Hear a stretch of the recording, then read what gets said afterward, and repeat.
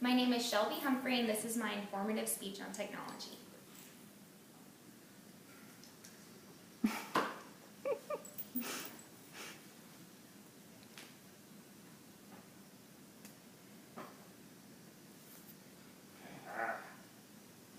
The clamor from a bright TV screen, the buzz of a phone, a ding of a brand new email. These are sounds that we are all way too familiar with, and sometimes it may seem like we are on technology overload. Technology isn't just computers or televisions anymore. It's smartphones, gaming devices, iPods, iPads, you name it. This technology overload can sometimes have effects on our health, our time, and it can even cause mental health disorders. But luckily there is a way to balance technology and living our lives. So how can this affect our health, these small devices? Well, even though these devices allow for continual contact, they actually act as a barrier for face-to-face communication. Newsweek magazine actually stated that too much technology has led to an increase in loneliness, depression, and has even created more severe mental illnesses. We can all see these effects if we reflect back to Jason Russell, the leader of Coney 2012, and his public breakdown. He decided to use social media as a platform to inform the public of the wars that were going on by Joseph Kony in Africa. Instead, these social media devices that were used to propel his ideas ended up attacking his psyche and made him go crazy. He ended up streaking through the streets naked while yelling obscenities. And although this may be a little bit of an extreme example, that does not mean that technology isn't taking its toll on its average American. A study from the Michigan State University found that multimedia tasking while doing different technologies all at once has actually led to senses of anxiety for people.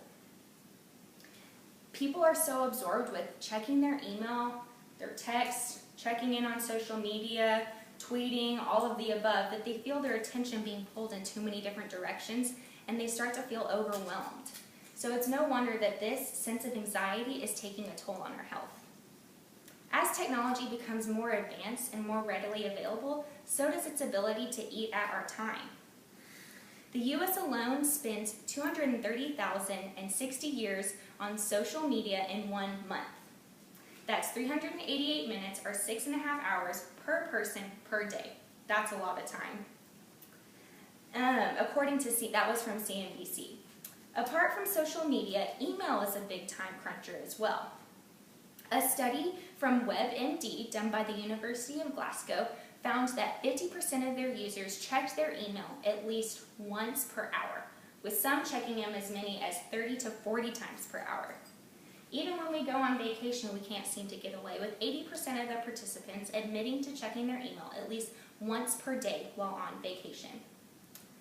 Another reason why we're probably seeing more time used in technology is that we have smartphones.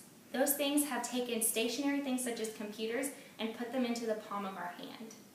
According to marketing charts, 52% of Americans admit to having their phone at an arm's length all day long. It's no wonder that we're having issues with technology taking so much of our time. It's because we're kept connected at the hip with technology. Another study done by the Next Web studied our new and up-and-coming generation, Gen Ys. That would be 13 to 24-year-olds. They admitted, 38% of them, to not being able to go more than 10 minutes without checking their device. Half of them send about 50 texts per day, or 1,500 texts per month, with 1 in 3 of them sending about 100 texts per day, or 3,000 texts per month. It's obvious that the future generations are continuing to use technology at greater and greater paces, so it raises the question, how much time are we willing to spend on technology, and will it ever stop? Also, remember how we previously talked about how multitasking with technology can lead to a sense of anxiety?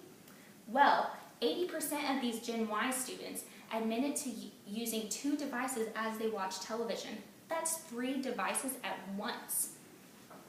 So we feel so much pull and pressure towards technology that we can't even devote our time to one piece of technology. We're having to multitask with it, and that can get really overwhelming, and it's probably a big concern of future generations. These technology devices can also suck us in with their alluring social media and games. According to the UK Metro, 20 million people missed their train, bus, or tube stop due to device distractions. And 1 in 20 people missed their flights due to these same device distractions. I know you have all seen those people with their heads down looking at Angry Birds or Words with Friends as they miss their flight and it flies off into the sunset and they have no idea. So it's obvious that technology is a big time consumer, but there has to be a way for us to find a balance between our precious technology that is sometimes necessary and being present in our everyday lives.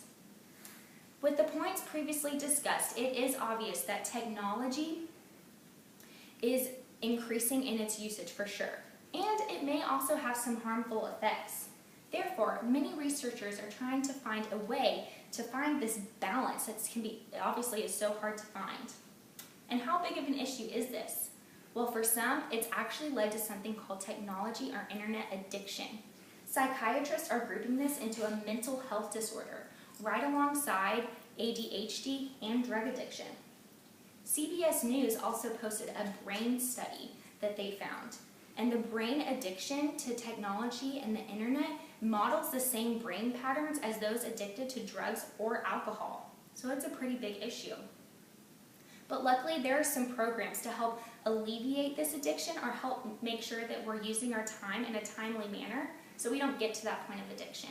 There's an app that we can get on our smartphone called Free Time or Off Time, and that allows us to shut off all the other apps on our phone, and it only allows texts and calls from a specified list of people that you predetermine. This helps you to make sure that you can be more productive and not distracted by technology. The same can be done on your computer. There's a program called Freedom. Freedom helps monitor your internet usage, and you can pick the designated amount of time that you need to be especially productive. Both of these programs combined can help to ensure that you have some quiet off time disconnected from technology. The Huffington Post even took up this issue of how to manage our technology, and some of their suggestions included device-free zones. That might be a certain area in your house where no devices are allowed, or it might be a certain time of day where you don't allow you or your family to have any devices around. They also suggest making a conscious mental effort to be present in the moment. When you feel that sudden itch or urge to check that phone right as you get a text message or hear that ding for an email, they really encourage, the article says, to make a mental note that you will check it later, but to re-engage with the people in your surroundings. Obviously, time management is a big issue with technology, and it can become a big issue in controlling our lives. So it's important to have these tools to help us in our everyday life with technology. During the research of this topic, it was evident that there is a lot of people out there that are concerned with how to manage their technology. Then it's really comforting to know that there are some tools out there to help us. You know, technology is such a big part of our lives. We can barely walk into a coffee shop without finding someone on their smartphone, laptop, earphones, and completely tuning out the world. But research has revealed that society actually supports an unhealthy use of technology. And so it's important for us to do the research in knowing how it's affecting our health, our lifestyle, and making sure that we're not on the path towards technology addiction. It's hard to imagine that using technology and our dependency and time on that is going anywhere, so it's really important for us to be educated on its effects.